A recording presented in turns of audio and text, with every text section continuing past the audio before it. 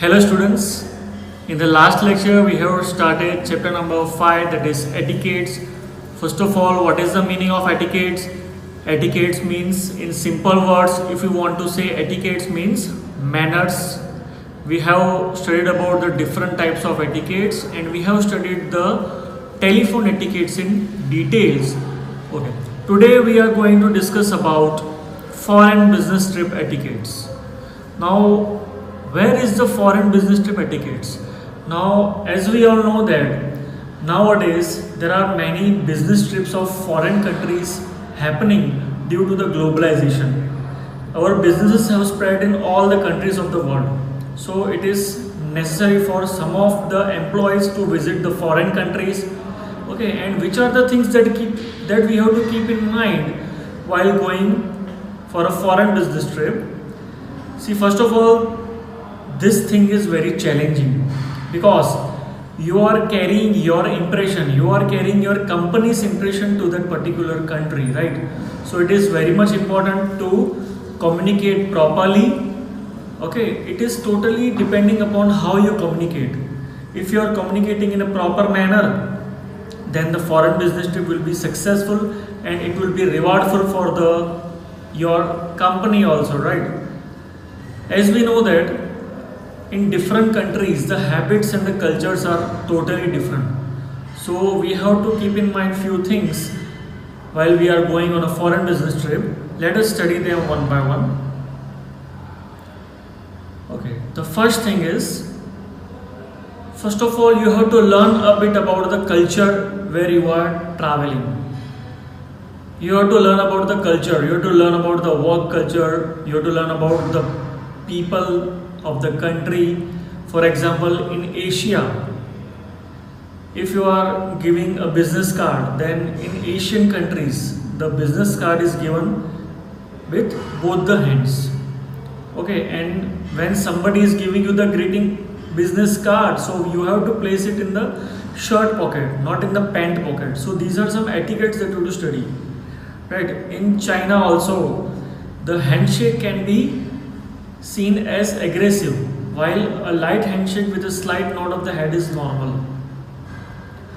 China, the people are using a mild handshake, not a vigorous handshake. Aussies, the people from Australia, are using vigorous handshake, right? So this is also one type of etiquette that you have to know about the culture where you are going to travel, right? Second one is, learn a few choice phrases. See, I have shown the image of Mr. Trump. You all might be knowing, you all might be remembering that few months back when Mr. Trump was here, he tried to speak Hindi, and this will create some good impression of him. Means he was well prepared, right? He had prepared some phrases like in Hindi. The Trump was saying Namaste Modi, Namaste Ahmedabad. Right. Similarly, if you are going at some another country, then you have to also learn few phrases that are very commonly used. You have to learn the phrases that are very commonly used, like thank you, good morning, after you. Right. So this will also create a good impression of yours. The third one is, keep it professional. Many people are having some habits like, whenever they are talking with some people, they get frank very easily. If you are going for a business trip, so it is compulsorily required to be professional. You have to keep the relations professional. If you are talking with someone, if you are communicating with someone, then oversharing is also not important. Overshare, do not overshare, right? Then commenting on a colleague's family, lookout, appearance, holidays, it will sometimes cause uncomfortable moments, right? So it is very much important to be professional while you are talking with someone. The fourth one is, praise the country and its cuisine, never criticize it. If you are going in any country, then it is very much important to praise that country. You have to say good things about the country, even if that country is reporting some governmental issues or the people are having some another issues, then also you do not speak anything bad about that country. You always praise the cuisines, the varieties, the food items of that particular country, even if you are not liking it, right? So it is very much important to praise the country, its cuisine. Never criticize any country. Shown here two images. There is no need to say anything. You all know what these images speak. Okay, the fifth thing is take into account that country's time. Now in most of the countries there are different time schedules. Let us talk about India. If the meeting start time is 1 o'clock, then the meeting will start around 1:30 or 2 o'clock. So we can say the punctuality is not there.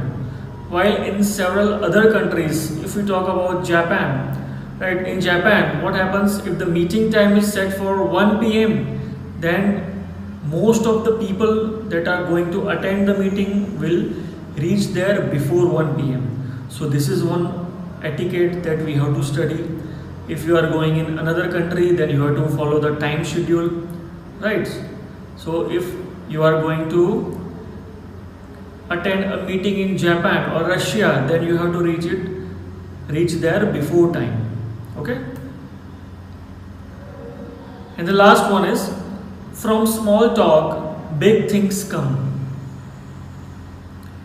See, whenever you are going for a foreign trip, you have to become a good listener. It is very much important to be a good listener. If somebody is saying something about his country, his or her country, then you have to listen it with politeness. And if you will be polite, if you will listen it carefully, then the other people will be encouraged to tell you more. Okay, whenever you are opening the conversation, you have to open the conversation with a small compliment. You have to open the conversation with a small compliment, like a compliment of their clothes, their recent successes, how the event is going, how you are enjoying the event, how the food is. So these are the small talks that are very much important, right? Some people of another countries do not like to talk about the personal matters. They are only interested in the professionalism. They are only interested in talking about their country, right? They are only interested in talking about the professional issues. They are not interested in the personal issues, right? While some of the countries, some of the people from the countries like India, they share their whole family history with the other people. This thing also we have to keep in mind, that we have to become professional or we have to become personal, right? So this was about the foreign business trip etiquettes. Okay, I hope it is clear to everyone. Fine. Next topic is small talk etiquettes. Small talks are the talks that are not much important. Means if you are talking with someone informally, then that type of talks are known as small talk etiquettes. These type of small talk etiquettes are also important, right? The first one is, let us study some points on the basis of this. Limit the word I to a minimum. Some people have a habit of telling their story. They are not ready to listen anything of others, right? Tell your story in a short version and ask the other person to tell his or her story. Do not tell like मैंने ऐसा किया है, मैंने वैसा किया है. It will create a bad impression of yours. You have to pay attention while listening to others, and you have to also ask the questions regarding that. Do not interrupt him or her, right? Make others feel important by eye contact and follow-up questions. See, this is also important.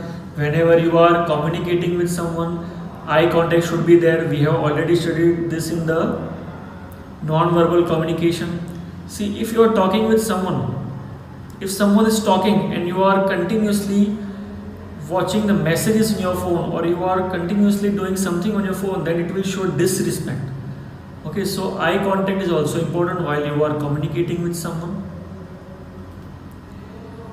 Avoid whispering. Some people have a habit that whenever 3 people are talking, then out of them 2 will be whispering. So whispering is risky because it sends a wrong message. Okay. That somebody is sharing the secrets and do not want to tell to the third person. Do not want to tell that particular thing to the third person, and it will affect your image on your work. Okay. Fourth is speak in a language that is inclusive. Speak your local language. If in a group of 5 people, 3 are Gujarati, 2 are Marathi, then you should prefer that you talk in the mother tongue, you talk in Hindi. Otherwise what happens? If the 2 people are talking in Marathi, then what the Gujaratis will think? They will think that they are talking something about them. So you have to talk in a language that is acceptable, that is known by each and every person of the group without interrupting. Right? Okay, fifth one is try to remain neutral in the controversial topics. Okay, if someone else is bringing up a controversial topic, so it is desirable to talk in both the ways. Okay, or you do give your honest opinions, be polite while doing so. Okay, and if you are giving any suggestion, then you should be able to justify that why you are giving this suggestion. Okay, first of all you have to try to become diplomatic. Now what is the meaning of diplomatic? It is totally neutral. You have to just give your opinion, neither here nor there. Okay, fine. Now let us study about the common small talk mistakes that the people are doing. Some people are not knowing how to accept a compliment. If somebody is giving compliment of your clothes, then do not tell the price of the clothes. अगर किसी ने बोला है कि nice shirt, you should not say कि 1000 रुपए का लिए है. It is not proper, right? So what you have to say? Just you have to say thanks. Thanks for compliments. There is no need to say anything else about that particular shirt. Okay, so this is how you have to accept the compliment. So this is also the thing that you have to learn, and that is known as small talk etiquette. If somebody is looking tired, if somebody is looking fatter, or somebody is looking thinner, then you do not tell them directly. Okay, if somebody is looking very tired, then you have to say like, how's your day going? Is everything alright? How you are feeling today? Instead of criticizing the particular person, you have to talk in a positive manner, right? That how is your day going? How are you feeling today? Okay. See, some people have a habit to talk negative or complaining. Debbie Downer and Bob Bummer are the 2 examples. They are the characters that are always finding some mistakes in others. So it is better to stay positive instead of finding mistake in others and talking with them in a negative manner, right? So this is also important. I have been busy today but very productive. How about you? Instead of criticizing, instead of saying bad about your company, that my company is continuously harassing me, you have to talk in a productive manner, right? So these are some things that you have to learn about small talk etiquettes. See, sometimes some people while communicating are not asking questions, failing to ask questions. That is also not correct, because if you are communicating with someone, it is compulsory to exchange the ideas, exchange the information. The conversation should not be one-sided. If you are listening something, that you have to again ask the questions related with that. This will create the effectivity in the communication. So this was about the small talk etiquettes. In the next lecture we will talk about the another etiquettes.